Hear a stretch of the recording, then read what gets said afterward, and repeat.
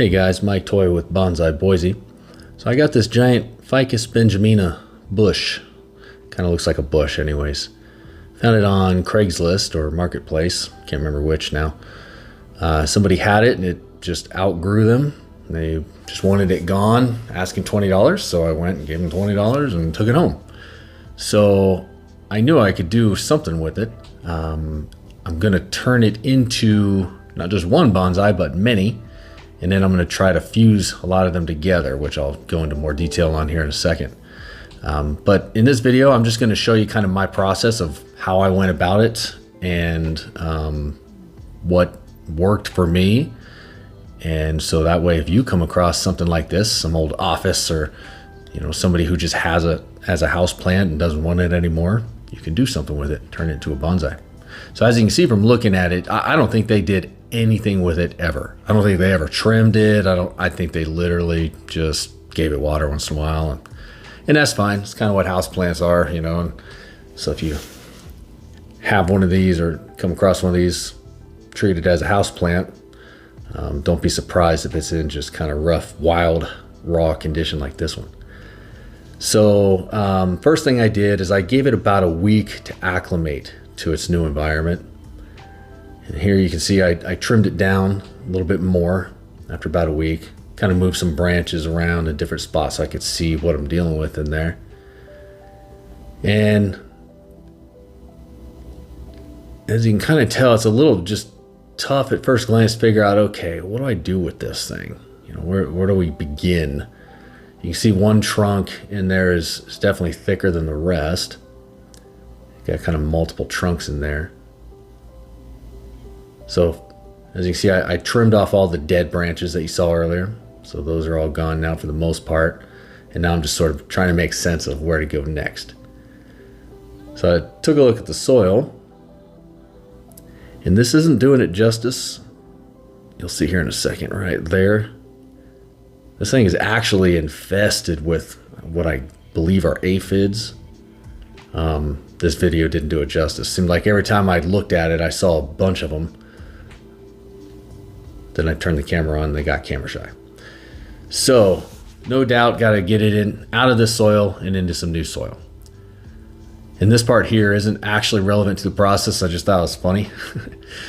So they put it on this kind of plastic thing in there. And I believe what that plastic thing is these pots are designed so that you can put rocks at the bottom and then you put that plastic thing on the rocks.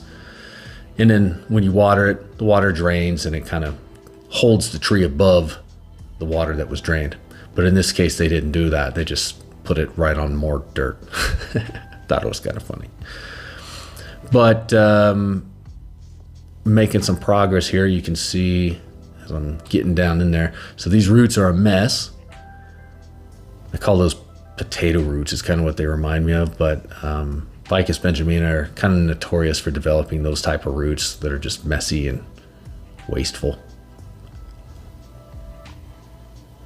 So I'm going to get to the trimming part here shortly, but first I just wanted to show you kind of what I was dealing with on the roots. So there, I've trimmed it back quite a bit, washed them out quite a bit,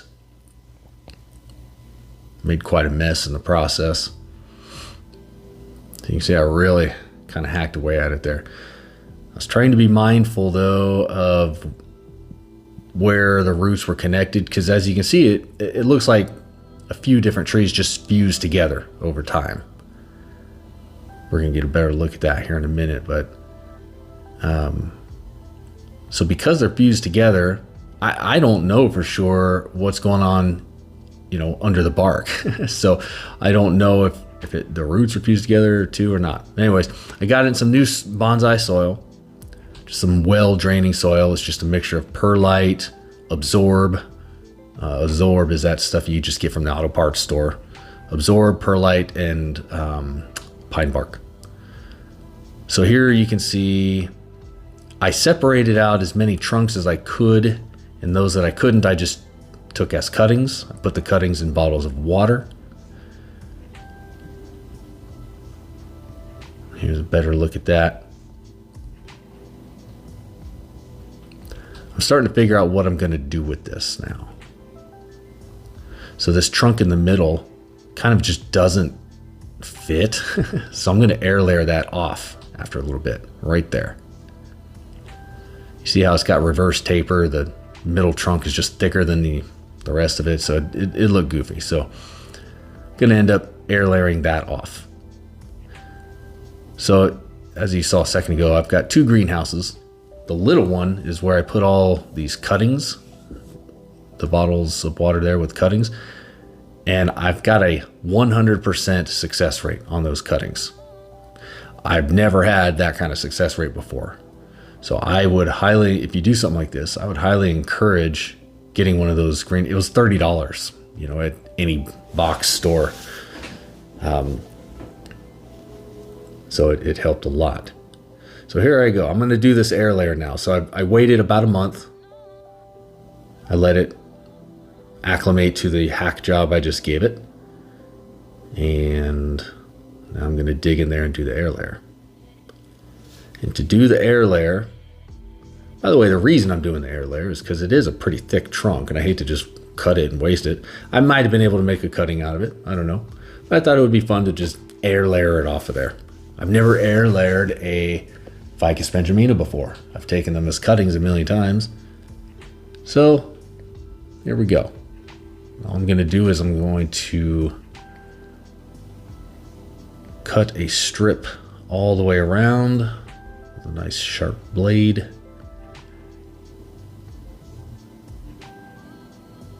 I'm going to scrape the bark off. And what this does, for anybody who doesn't know or isn't familiar with it, the roots are still going to feed moisture and nutrients up to the leaves. The leaves are going to absorb sunlight and send those sugars back down to the roots. But what we're doing here is we're severing that connection so that it can't reach the roots on the way back down. So the nutrients are still going up to the leaves, but the sugars cannot go back down to the roots. So what happens is that it causes the tree to sprout new roots right there at the top cut point. And that's what an air layer is. So I've got some sphagnum moss there in that bucket. So I'm just gonna put some plastic around this just to hold the sphagnum moss in. Roots develop very easily in that sphagnum moss, which is why I'm doing that.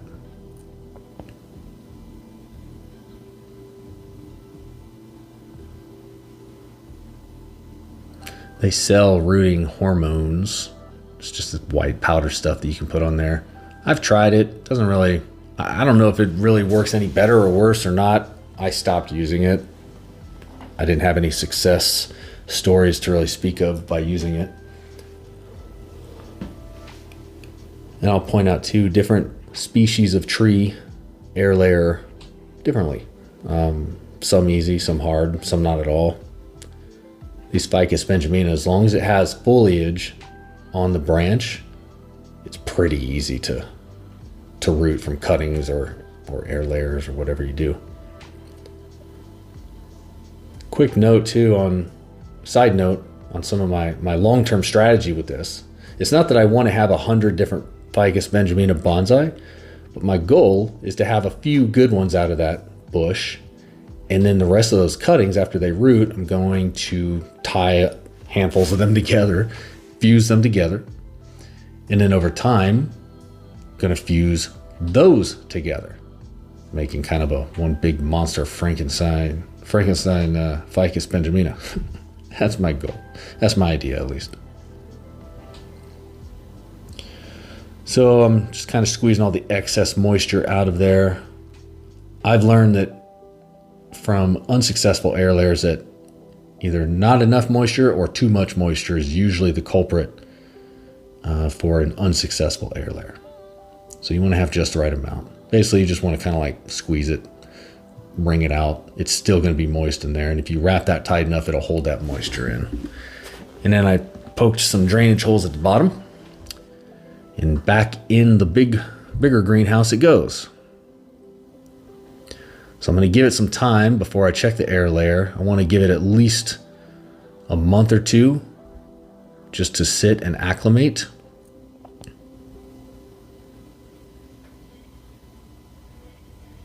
So naturally, about a week later, I pull it out because I'm impatient. And as you can see, it's sprouting some new growth there above the air layer, which is a good sign. I don't know if there are roots in there or not. We're gonna peek in there, but just the fact that it's got some new growth on that top middle branch is a good sign. That means it's not dying off. Because if an air layer doesn't take or doesn't work, oftentimes it'll just die. Or sometimes it will sprout. I've had it in other trees where it'll sprout new growth and you'll go, oh great, only to have it die after that. It's almost like the new growth was too much and it didn't have the roots to support it, so then it dies. So I'm not holding my breath, but I'm pretty optimistic that this is going to work.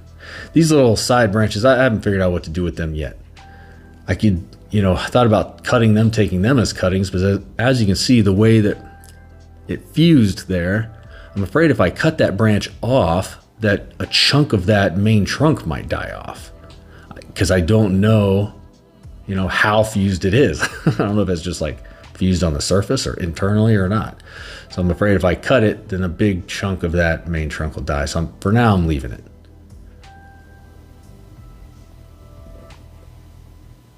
Kind of like long, stringy alien finger hands, branches there. Everything else is looking good. It's growing, it's bouncing back. This was the main trunk out of that bush, by the way.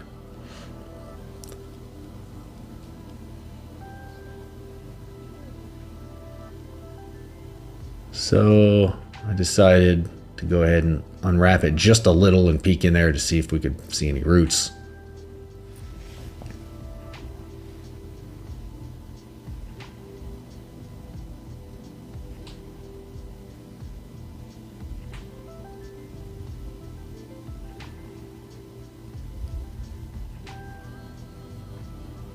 But no roots, not yet. It's only been a week after all. Oh, well, no, I guess it's been 2 weeks. I'm sorry. December 18 to January 3rd, so about 2 weeks. No roots yet, at least not that we can see on the surface. And I didn't want to disturb it too much because brand new roots are soft and kind of fragile. And if I go messing with it and pulling sphagnum moss out, it could mess them up. So here's an example of some of the fusions that I'm doing with it. And I didn't put a lot of careful thought into it. I just basically would grab a bunch, wrap them up together, and some I would just stick cuttings in kind of next to it, as you can see with that one. And over time it'll fuse together. That tape will come off and it'll still fuse together, just the way the main one did. This one I used rubber bands, which I'm starting to think rubber bands are the way to go because they can expand a little bit with it, but it still holds them together tight enough so that they can fuse. So I'm going to do that, and then once, like take the two you just saw for example, once those fuse together, I'm going to fuse those two together. Here's an example of a little bit of a larger cutting, not just a little stick, but a little bit larger. So they're all, so far, they've all rooted. Here's an example of one that's, the branching's really cool on this one. Roots are actually coming out of the top of it, which happens in the greenhouse a lot. But yeah, that one I might just keep as a single bonsai and just put it in a really little pot and just kind of have a little accent bonsai. Let me give you a look inside of this greenhouse. So eventually get to the point where it's like, okay, I'm just going to start sticking cuttings in some dirt. So a lot of these, I just stuck a bunch of them in pots wherever. Some of those may not make it, may not be 100% success rate there, but back there is some of the larger cuttings.